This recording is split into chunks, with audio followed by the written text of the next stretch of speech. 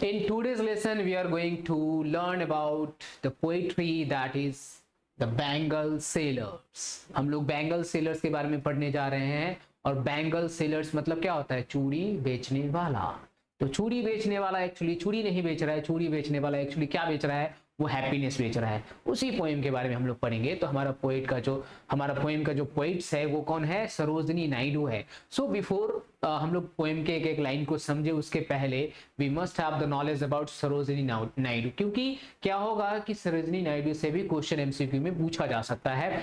तो आपको उन सारे के बारे में जान लेना है पहले ही, राइट? तो सरोजनी नायडू, तो एक नंबर बात क्या है कि हमारे इस पोएम का वो पोएट है। ठीक है, पोएट है मतलब हमारी कवित्री है, राइट? Poets, right? पोएट्स है वो। साथ साथ में और क्या है? उनको नाइटिंगेल कहा जाता है। वो यूपी की गवर्नर भी रह चुकी है, वो फ्रीडम मूवमेंट में पार्टिसिपेट भी करी है, वो पद्म विभूषण भी उनको मिला है। तो इन सारे बात को हम लोग समझ लेते हैं। ये जो जितने सारे बात है यहाँ पर मैंने एक लिस्ट आउट कर रखा है, उसको हम लोग देख लेते हैं। यहाँ कम से कम 10 इंफॉर्मेशन है, 9-10 के करीब इंफॉर्मेशन है, वो जो बहुत इंपॉर्टेंट होगा हमारे एमसीक्यू के लिए, और वो बुक में नहीं है, वो आपको समझना जरूरी है। तो सबसे पहला हमारा जो सरोजनी नायडू है वो कौन है?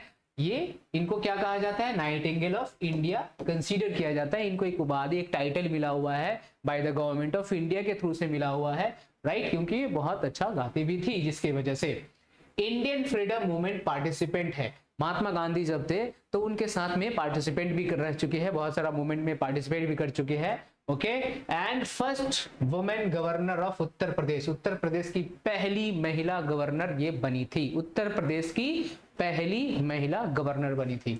ओके, इनको बनाया गया था। And award winner of Padma Vibhushan, Padma Bhushan not Vibhushan, Padma Bhushan जो है इनको अवार्ड मिल चुका है। किनको? सरोजनी नायडू को पद्मा भूषण का अवार्ड मिल चुका है। तो इतने सारे में से कुछ भी आपको पूछा जा सकता है, तो इसके लिए आपको रेडी रहना है। ओके, अब आगे देख लेते हैं इस पोएम से रिलेट करके और क्या क्या बात है। तो दूसरा नंबर बात यह है कि इनका जन्म जो है कहां पर हुआ था? हैदराबाद में हुआ था, जो कि इंडिया में है। और इनका जन्म कब हुआ था? 13 फरवरी को हुआ था।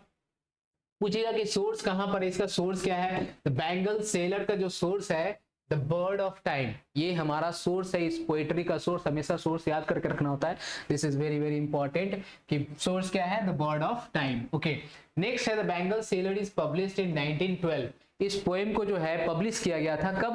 1912 में पब्लिश किया गया है। Okay, the tone of the poem is jolly and lively. Jolly and lively मतलब इस पोएम में मैसेज जो दिया गया है बहुत खुश होने वाला दिया गया है, बहुत प्लेजर दिया गया है, और इसकी वजह से हमारा जो टोन है इस पोएम का वो कैसा है? जॉली एंड लाइवली है। राइम स्कीम कैसा है? AA, इसका राइम स्कीम ये है। ठीक है, तो ये हम लोग राइम स्कीम भी देख लेंगे। AA कहने का मतलब मान लो पहला लाइन होगा तो उसमें ये आएगा, दूसरा लाइन होगा मतलब ये दोनों राइम स्कीम मैच करेगा, फिर तीसरा लाइन का बी होगा और चौथे लाइन का बी होगा, पांचवें लाइन का सी और छठे लाइन का सी होगा। तो इस तरह से राइम स्कीम होगा। इसको हम लोग ने पहले पोएम में देख रखा है, तो इसको हम लोग जब पोएम पढ़ेंगे तो उस समय भी एक बार देख लेंगे। The poem is a lyrical poetry. ये पोएम हमारा क्या है? लिरिकल पोएट्री है, क्योंकि राइम स्कीम है तो लिरिकल होगा ही, मतलब वो जो राइमिंग है राइमिंग मैच करता है। ठीक है, जैसे ब्राइट होगा तो लाइट होगा, जैसे कि इसमें पोएट्री में है। The metre of the poem is free verse. इसमें कोई मीटर यूज नहीं किया गया, पूरी तरह से फ्री है, किसी भी मीटर को फॉलो नहीं किया गया है, इसका अपना ही मीटर है। जब अपना ही मीटर होता है तो इसको क्या कहते हैं? फ्री वर्स कहा गया है। ओके,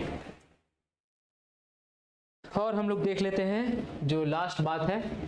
अरे यार ये क्या हो गया?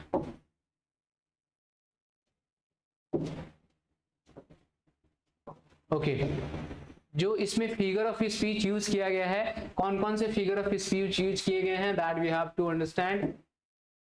तो इसमें 4 फिगर ऑफ स्पीच यूज किया गया है, जिसमें पहला है पर्सोनिफिकेशन। पर्सोनिफिकेशन क्या होता है? इसी से याद रखना है कि पर्सन मतलब कोई सा भी पर्सन का कैरेक्टर किसी नॉन बीइंग में दे दिया जाए तो वो क्या कहलाएगा? पर्सोनिफिकेशन कहलाएगा।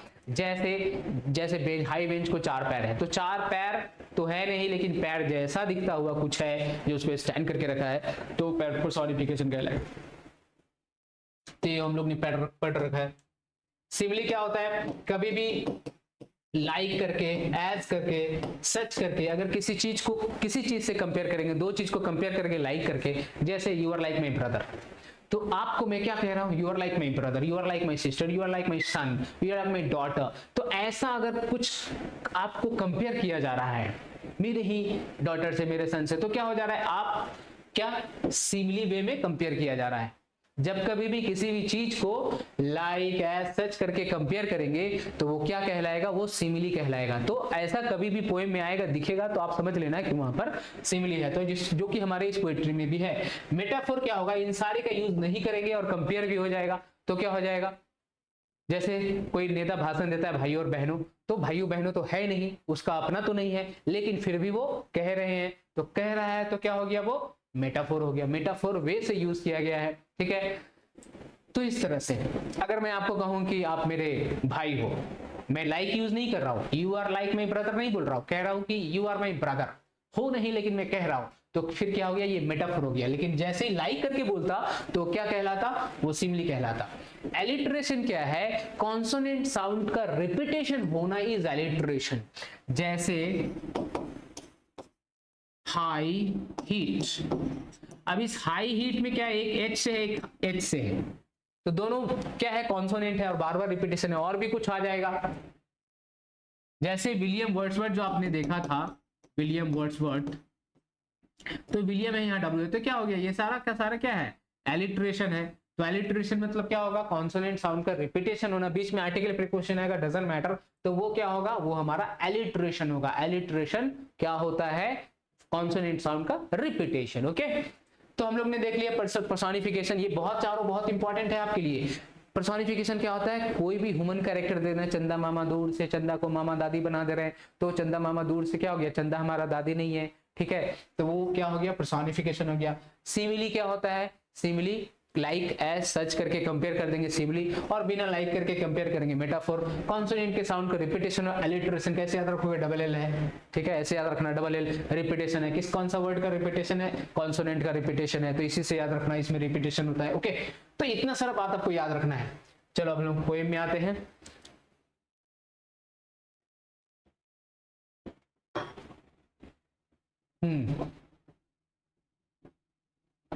गला सूख जाता है। तो देखो इस पोएम में सबसे पहले हम लोग राइम स्कीम के बारे में देख लेते हैं कि वो जो राइम स्कीम बताया गया था वो राइम स्कीम है या नहीं है। तो देखो राइम स्कीम है या नहीं है हम लोग पहले देख लेते हैं। वियर है, फेयर है, तो बी और फेयर कैसा एक जैसा साउंड करता हो गया, तो ए हो गया। ब्राइट है, लाइट है, तो ये क्या हो गया, बी हो गया। लाइट्स है और वाइट्स है, तो ये दोनों क्या हो गया, सी हो गया। तो इस तरह से हमारा जो राइम स्कीम है जैसे बताया गया था कि double A double B double C, वैसा ही राइम स्कीम है। थोड़ा और आगे बढ़ेंगे तो वैसा ही फिर आएगा नेक्स्ट लाइन में, उसको भी देख ही लेते हैं ताकि आपको संतुष्टि हो जाए। रिस्ट है, मिस्ट है, फिर दोनों ए हो गया। ड्रीम है, स्ट्रीम है, फिर दोनों बी हो गया।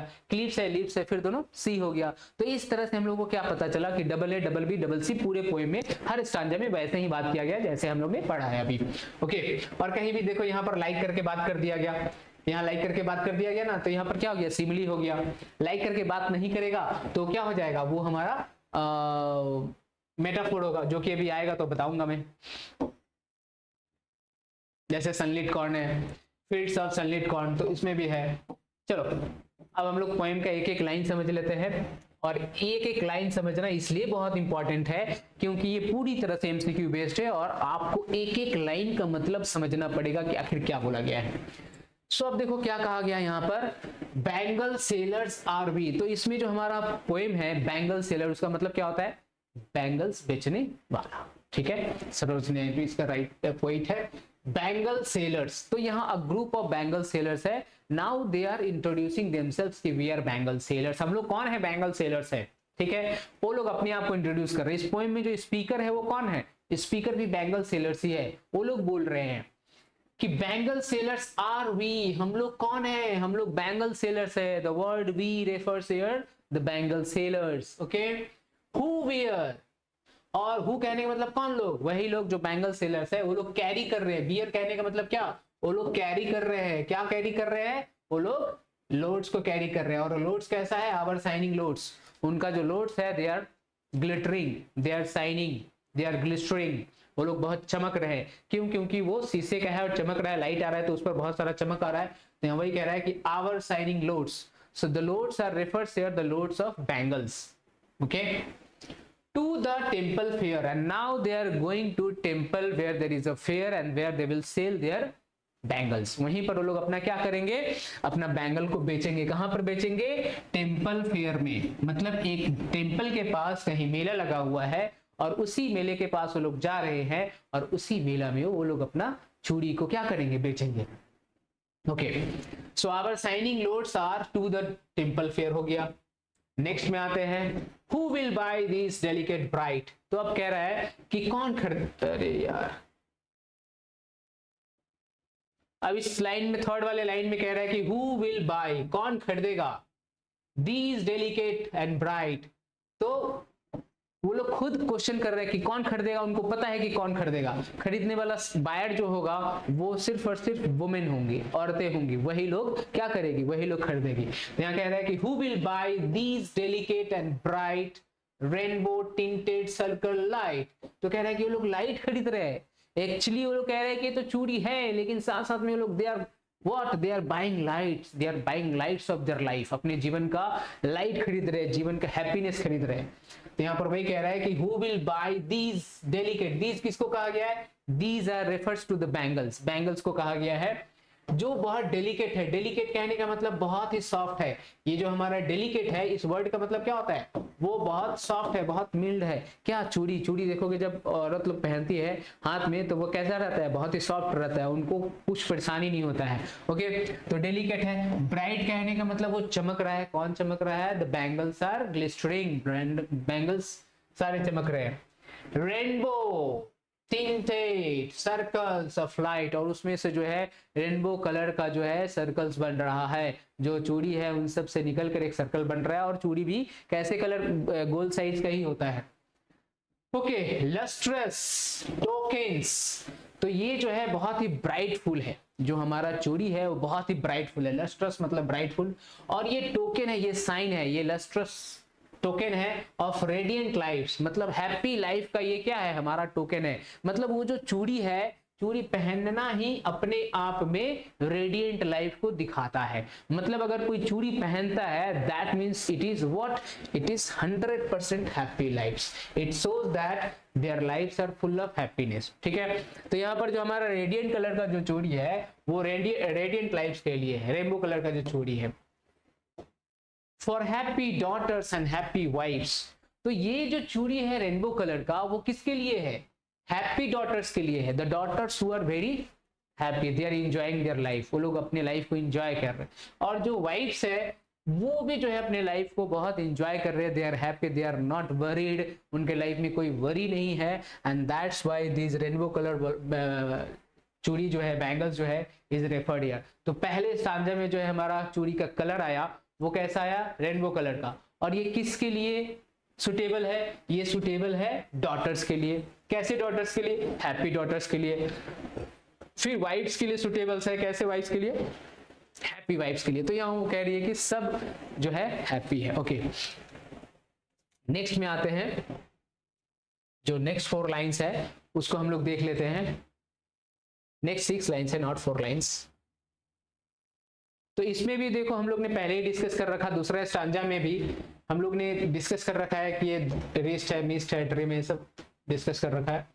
Now come to next, some are. Some कहने का मतलब रेनबो कलर को छोड़कर, उसमें से जितना सारा चूड़ी है उसमें से कुछ चूड़ी जो है, अभी एक चूड़ी के बारे में बता दिया जो रेनबो कलर का है। Some are meet for maiden. Meet मतलब कहने का मतलब सुटेबल, ये सुटेबल है, ये प्रॉपर है।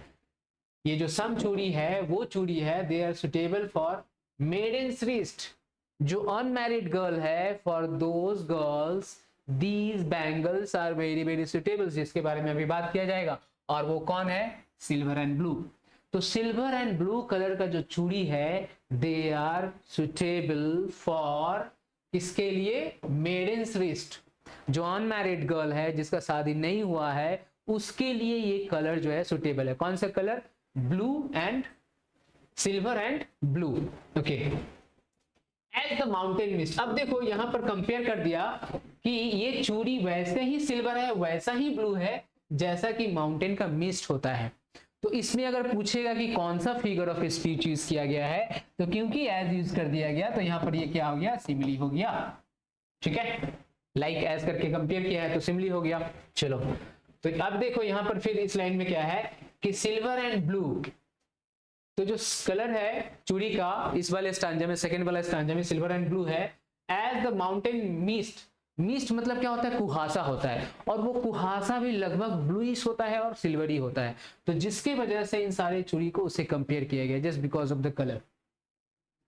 Some are flushed like the birds, उसमें से कुछ जो है चमक रहे हैं, फ्लास्ड कहने का मतलब they are shining again. These bangles में से सिल्वर एंड ब्लू है, उसी सिल्वर एंड ब्लू में से कुछ चूड़ी जो है क्या कर रहा है, फ्लश कर रहा है, ब्राइट कर रहा है, लाइक द बर्ड्स। और कैसे, फिर देखो लाइक यूज कर दिया गया तो फिर यहाँ क्या आ गया, सिमिली आ गया। लाइक द बर्ड्स, बर्ड्स मतलब क्या होता है, कली होता है, ठीक है।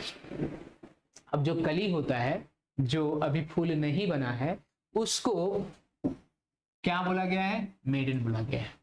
जो अनमैरिड गर्ल है उसको क्या बोला गया है, बर्ड्स बोला गया है। अब जो मैरिड गर्ल है उसको फिर ब्लूम बोला जाएगा। तो यहाँ पर जो बर्ड्स है वो दैट ड्रीम, जो बर्ड्स है वही ड्रीम करती है। तो अब एक बात बताओ, बर्ड्स मतलब तो अभी लिटरली जब कभी भी पोएम को, किसी भी पोएम को लिखा जाता है ना, तो टू वे में लिखा जाता है, एक होता है लिटरल और एक होता है सिंबॉलिकल। तो ये लिटरली बर्ड्स मतलब क्या होता है, फ्लावर होता है, कली होता है, ठीक है। और ये जो है सिंबॉलिकल क्या मतलब दे रहा है, मेडन का, तो इसका दो मतलब हो गया। एक ही वर्ड का कितना मतलब हो गया, दो मतलब हो गया। अगर पूछेगा कि बर्ड्स का लिटरल मतलब क्या है, तो बर्ड्स का लिटरल मतलब फ्लावर होता है, दैट इज नॉट, अभी वो खिला नहीं है, ब्लूम नहीं किया है। तो और ये सिंबॉलिकल मतलब क्या दे रहा है, birds refers to unmarried girl that dream, और वही लोग ड्रीम कर रही है। मतलब ऐसे तो बर्ड्स कभी ड्रीम नहीं करता है, जो कली होता है वो ड्रीम नहीं करता है, लेकिन अगर उसके अंदर ह्यूमन कैरेक्टर डाला गया है, इसके अंदर ह्यूमन कैरेक्टर डाला गया है, तो यहाँ पर पर्सोनिफिकेशन किया गया है। मैंने बताया था किसी भी चीज को, किसी भी नॉन बीइंग में अगर, या फिर किसी भी जीव में अगर ह्यूमन का कैरेक्टर डाल दे तो वो क्या हो जाए, कोई सा भी कैरेक्टर, हाथ पैर, जो फिजिकल या इंटरनल या मेंटल कोई सा भी कैरेक्टर डाल दे तो वो क्या हो जाएगा, वो पर्सोनिफिकेशन हो जाएगा।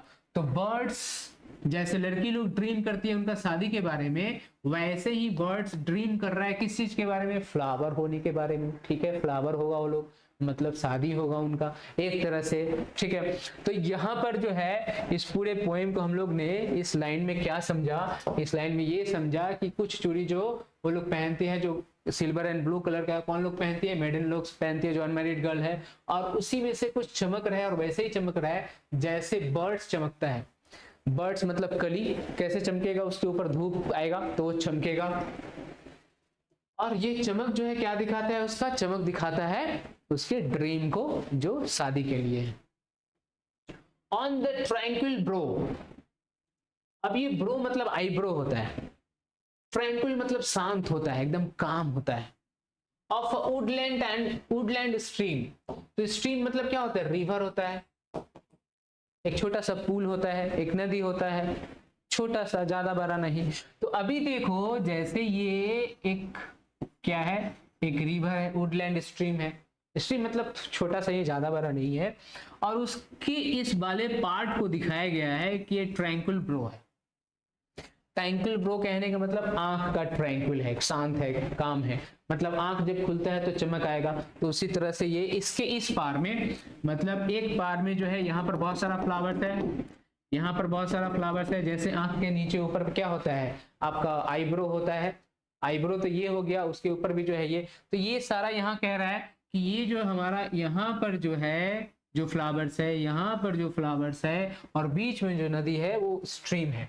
तो अब क्या कह रहा है कि ऑन द ट्रैंक्विल ब्रो, तो ट्रैंक्विल ब्रो के पास, वेयर, पास पर, वुडलैंड स्ट्रीम के पास में, सम आर ग्लो, तो उसमें से कुछ बर्ड्स जो है चमक रहे हैं, ठीक है। अभी फिर चूड़ी का ही बात कर रहा है, ये चूड़ी जो है यहाँ पर क्या बताया है कि ये ड्रीम दिख रहा है, और कुछ चूड़ी जो है उसमें से ग्लो कर रहा है विद द ब्लूम, यहाँ वही होगा, ये पूरा पोएटिक फॉर्म में लिया गया है, with the Bloom that clips, और वो क्या है, अभी ब्लूम होने के लिए रेडी है, दैट क्लिप्स, जो एकदम नजदीक है, जो लगभग चिपका हुआ है, to the limpid glory of newborn leaves, तो उसका नया जीवन शुरू होगा। ये मेडन गर्ल्स का जो है, मैं फिर से मिटाकर बताता हूं इस पूरे पोएम में कहां से कहां कनेक्ट किया है। तो ये जो मेडन गर्ल है, मेडन लड़की है, वो जो है न्यू बॉर्न लीव्स में जाएगी, मतलब नया शादी, नया जीवन उसको मिलेगा।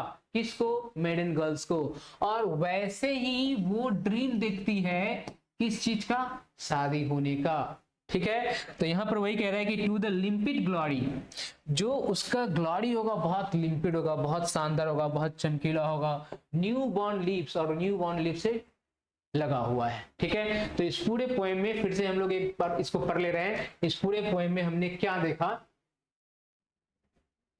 कि ये इस पोएम में जो है जिस चूड़ी का बात किया गया है वो सिल्वर एंड ब्लू है, और ये सिल्वर एंड ब्लू किसके जैसा है? माउंटेन मिस्ट के जैसा है। और ये सिल्वर एंड ब्लू जो चूड़ी है किसके लिए है? मेडेंस के रिस्ट के लिए है, जो अनमैरिड गर्ल है उसके लिए सुटेबल है। ठीक है, और उसमें से कुछ चूड़ी जो है फ्लश करता है, चमकता है, वैसे ही जैसे कि कोई कली चमकता है, जैसे कि वो ड्रीम देख रहा है, जैसे कि सपना देख रहा है, और सपना बहुत चमकीला है, बहुत शानदार लाइफ है शादी वाला वो। और वो जो है वो सारा का सारा कहाँ है? On the tranquil bro of a Woodland stream. Woodland stream पर ये सारा कुछ है, मतलब वो जो कुछ उनका जो लाइफ है वुडलैंड स्ट्रीम पर है। ठीक है, सम आर ग्लो, और उसमें से कुछ जो कली है, कुछ जो फूल है विद ब्लूम, जो वो बस उनका शादी होने ही को है। दैट क्लीव्स, जो अभी लगा हुआ है, to the limpid glory of new born leaves, तो नया बॉर्न लीव्स के साथ वो अभी नया लाइफ को एंटर करेगा। तो अल्टीमेटली यहाँ पर अभी किया नहीं है, करेगा। तो ये पूरा का पूरा क्या है? मेडन गर्ल्स के लाइफ को शो कर रहा है, जिसमें सिल्वर एंड ब्लू को दिखा रहा है। ओके, नेक्स्ट 4 लाइन में देख लेते हैं। नेक्स्ट 6 लाइन में हम लोग देख लेते हैं समर लाइक फील्ड्स। तो उसमें से कुछ चूड़ी जो है फील्ड के जैसा है, जैसे कोई फसल पक जाता है तो येलोइश एंड वो येलोइश टाइप का हो जाता है। सनलिट कॉर्न, जैसे सूरज का धूप उस पर पड़ता है, कॉर्न एकदम पक जाता है, वैसा येलोइश दिख रहा है। मीट फॉर, मीट कहने का मतलब सुटेबल है किसके लिए? ब्राइड के लिए, दुल्हन के लिए। अब उसका शादी होने को है, ऐसी लड़कियों के लिए ये चूड़ी है येलोइश कलर का। ऑन हर ब्राइडल मॉर्न, वो अपने सुबह सुबह में जब विदाई लेगी तो उस समय ये सारा चूड़ी वो पहन रखेगी। लाइक द फ्लेम, और ये वैसा ही चूड़ी है, कैसा? फ्लेम के जैसा, मतलब रेड कलर का है। रेड एंड येलोइश कलर का जो चूड़ी है वो अपने शादी वाले दिन में पहनेगी और विदाई होते समय उसके हाथ में रहेगा। ऑफर मैरिज फायर, कैसा? वैसे ही जैसा मैरिज फायर में होता है, जैसे फेरा लेते हैं, आग जलता रहता है तो रेड रेड येलोइश रहता है, तो वैसा ही चूड़ी उनके पास है। और ये सारा चूड़ी जो है वो किस चीज को दिखा रहा है? वो शादीशुदा जीवन, माने शादी करता हुआ जीवन को दिखा रहा है। रिच विथ ह्यू, रिच मतलब फुल ऑफ, भरा पड़ा है। रिच मतलब अमीर नहीं, यहाँ पर रिच मतलब पूरा भरा हुआ है। किससे? कलर से भरा हुआ है। ह्यू कहने का मतलब colour. Of our heart's desire, उसके मन का ही कलर है ये। किसके मन का कलर है ये? किसके मन का कलर है? मन इधर होता है, मन किसका मन का कलर होता है? ये किसके मन का कलर है? ये उनके ही मन का कलर है जो शादी करने को है। कौन सा कलर? आपका येलो। ठीक है, yellow and red. Yellow and red colour जो है हार्ट्स का डिजायर है। किसके हार्ट का डिजायर है? ये हार्ट का डिजायर है जो शादी करने को है। टिंकलिंग, वो खनक रहे हैं, चूड़ी जब आपस में एक साथ है तो खनक रहे हैं, they are making sound. Luminous, they are glittering, they are shining. Tender, they are very soft. And clear, पूरा क्लिस्टर क्लियर चूड़ी जो है, लाइक हर ब्राइडल लाफ्टर, जैसे वो सुबह सुबह हंस रही है, खिलखिलाकर हंस रही है, just because their life is now going to have a new life. तो उनके लाइफ में एक नया लाइफ आने को है, तो इसकी वजह से वो हंस रही है, जो ब्राइडल है वैसे ही। एंड ब्राइडल टीयर, और साथ साथ में रो भी रही है, just because she had to leave her own. अभी चिपका हुआ था ना, उधर में चिपका हुआ था, तो उसको छोड़कर कहीं और जाना पड़ेगा। जो कली था, जो फूल था, कहीं चिपका हुआ था, अब उसको कहीं और को जाना पड़ेगा। कवि ने कितना सुंदर किया है कि फूल जब तक चिपका होता है, जैसे ही खिल जाता है, शादी को हो जाता है, वो टूट जाता है, वो कहीं पर चला जाता है या पूजा में चला जाता है, गार्डन। तो उसी तरह से लड़की के जीवन को बताया गया है कि लड़की का भी जीवन कैसा होता है? बर्ड के जैसा होता है। तो बर्ड के जैसा तब तक होता है जैसे ही ब्लूम को होता है, जैसे वो फ्लावर खिल जाता है, वो उससे अलग हो जाता है, और अलग होकर वो क्या हो जाता है? टीयर में आ जाता है। उसी समय टीयर के बारे में दिखाया गया है। ओके, चलो, तो ये हो गया हमारा तीसरा स्टैंजा। तीसरा स्टैंजा में जो चूड़ी है वो चूड़ी कैसा है, येलो कलर का है और रेड कलर का है और बहुत फुल ऑफ कलर है। और ये किसके लिए है, ये मैरिज लाइफ के लिए है, ब्राइडल के लिए है, जो शादी करने वाली लड़की है उसके लिए है, जो अभी शादी पर है। लास्ट जो है पैरा जो स्टैंजा है हमारा वो ये है। स्टैंजा में देखो क्या कहा है,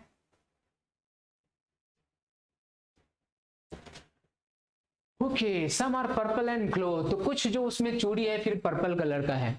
अब पर्पल जो है वो मैच्योरिटी को दिखाता है। ये पर्पल कलर क्या चीज को दिखाता है, मैच्योरिटी को दिखाता है।